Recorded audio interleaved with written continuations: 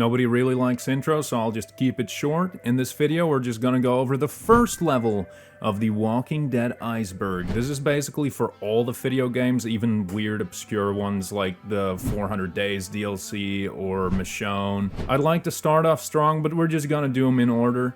And the first one is really lame. It is You Are the Villain. Oh. If you're like me and you've played it several times and you've done silent let's play, evil let's play, whatever, then you find out that it really doesn't matter what choice you make. It will always make you feel like you made the wrong choice. But let's be honest, this is kinda silly because we all know that Lee and Clementine, they can do no wrong. I mean, honestly, Clementine could molest my mom. Moving on, Rashid and Vanessa. You don't know who they are. Nobody knows who they are except me, because I'm the only person who played The Walking Dead Michonne. But here's a little summary from The Walking Dead wiki, which honestly came in clutch. If it wasn't for The Walking Dead wiki, I wouldn't even know what half the stuff on this list is. Vanessa and Rashid were due to trade supplies with Pete and his crew on the Companion when the pair were attacked. Vanessa tried to keep in radio contact with Pete only for Michonne to turn it off or for the signal to fade out. Right, it's a Telltale game, so you have the choice to either shut it off or otherwise it just fades out. Worried, Pete and Michonne went searching for them despite Oak and Berto being skeptical they were alive. If you enter the mob jack through the stairs, Pete will find a photo of Vanessa and Rashid's two daughters, which means that Vanessa and Rashid were on this ferry. It's unknown what became of them after that. Although they had a minor role in the game and they don't even appear on camera, according to Kent Muddle, who actually worked on the game, they were supposed to have a major role. This is what he said. Rashid and Vanessa were at one point the people Michonne had spooky visions of instead of her daughters. I remember working on a shot of Rashid spookily appearing just beyond the herd on the beach at the start of episode 2.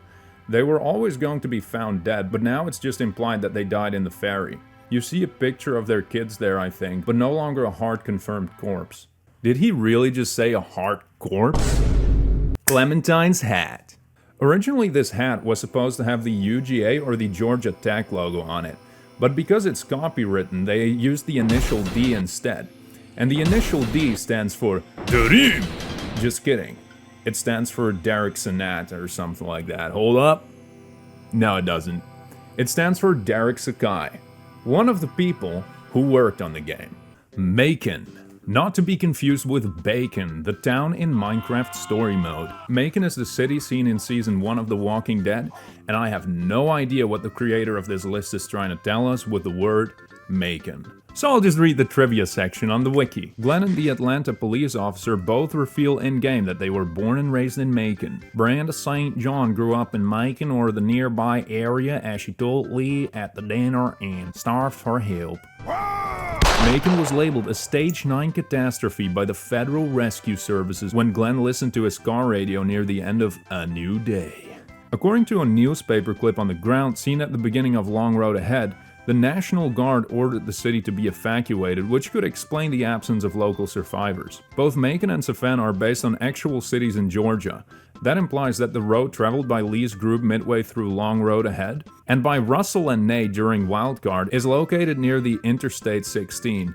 This is supported by the map Russell carries, which shows a highlighted route along the side of Interstate 16. Macon is one of the 3 locations which were first appearing in Season 1 and they reappeared in 400 Days. 400 Days is the DLC that you never played in case you forgot. Macon along with its stores appears as a selectable map in the game No More Room in Hell. In the same map is a sign on a closed door reading, "Don't Dead, Open Inside." A reference to the first episode of the TV series. Hi, I'm Ricky Dicky Doodog Rhymes. Lee's family is never named. I assume this is a reference to the fact that we pretty much know nothing about his family. We know they owned a drugstore that his dad protected with a sick pimp cane. Apparently Lee's mom plays the tuba, and although his brother is the only character we see, we don't even know his name. His ID simply says B. Everett. If they named their first kid Lee, it's pretty safe to assume that they named their second kid Bernardus, or maybe Bakutubo, Bakutubo, or maybe I have a different theory though. I think the initial B stands for beheaded. Hallucinations. Jeez, almost died. In The Walking Dead, Michonne, she has hallucinations about her dead kids, bro. They're not that long, so I'll just play them for you guys. Sucker, bro. Hafir is a professional baseball player? Dude, who would have guessed? They really try to keep this one a secret. But yeah, in the game you basically find out that he's a professional baseball player, if it wasn't obvious enough, and that he basically lost his career by betting on himself.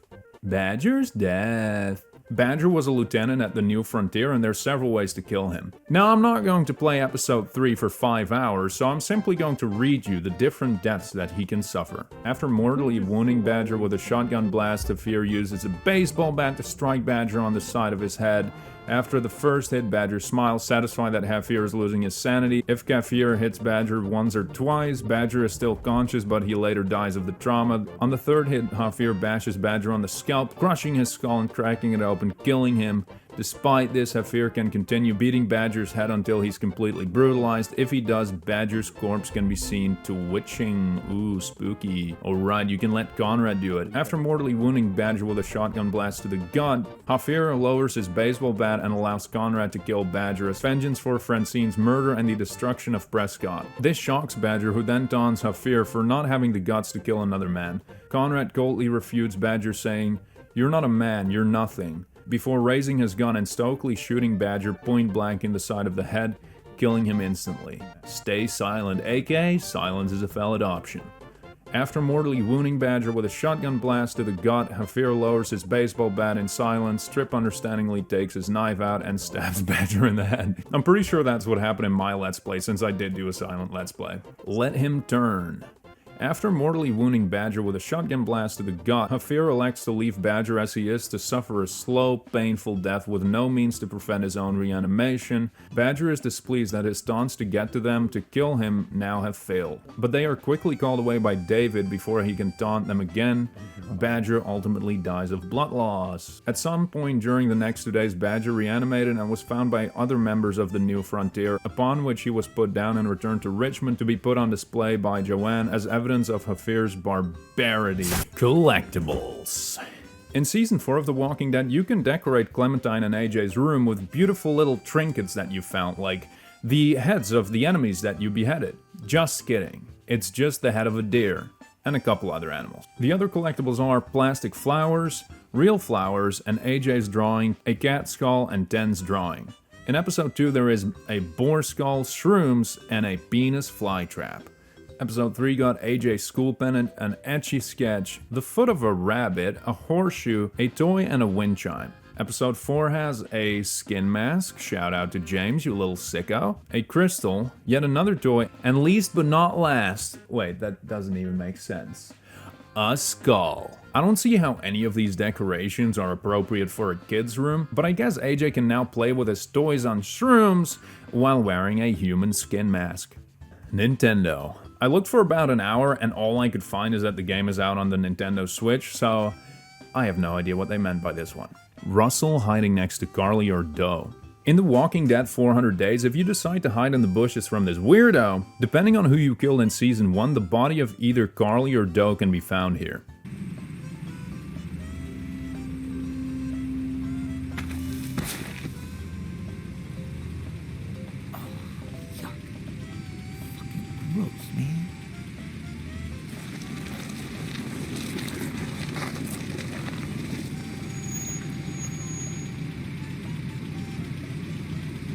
I see you hiding down there with your boyfriend. I see you cuddling with your girlfriend down there. That was the first level of this iceberg. It's my first time making a video like this, so if you have any feedback, just leave it in the comments, and let me know if you want to see level 2. Bye.